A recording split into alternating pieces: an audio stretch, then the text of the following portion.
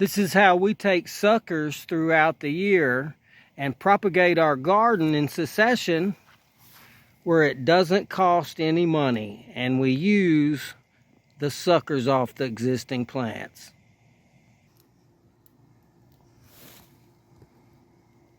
But first, let's take a look at the garden.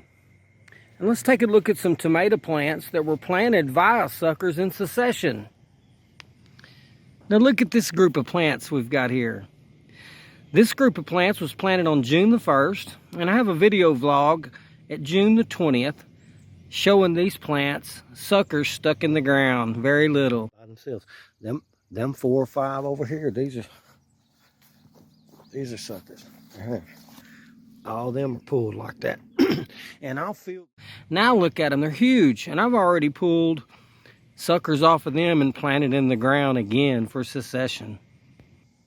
Let's take a closer look at the suckers.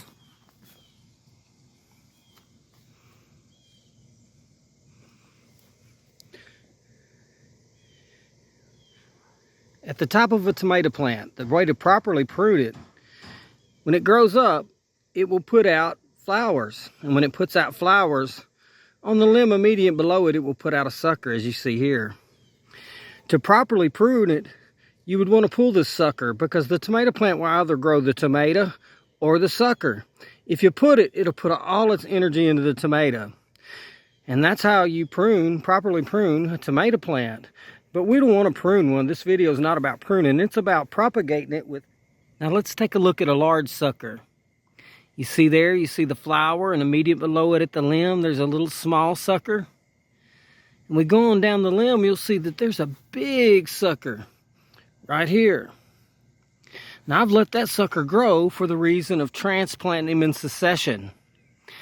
And you want them to be about 6 to 8 inches long. The bigger they are, the more harder they are when you transplant them in the ground.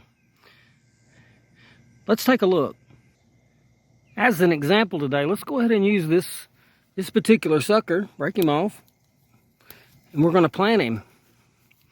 Plant him down in the ground. You want to get him as deep as you can and just stick him in, just like that. Deep as you can, and cover him up. Sorry about the video there. Just cover him up and then water him immediately. You'll have to water him immediately. You need to keep water on him about 8 to 10 days. Every day you got to keep the water on him, and he'll root. Now, let's look at some other ones that I transplanted in just 3 or 4 days ago. Look at these suckers. Note how wilted over they look. So when you transplant yours, don't let this bother you. They'll look bad. Now here where I'm at in Arkansas, it's in the middle of August. It's been 95 to 105 degrees in the last few weeks. And these plants are just wilted over from that. But nevertheless, they're hardy.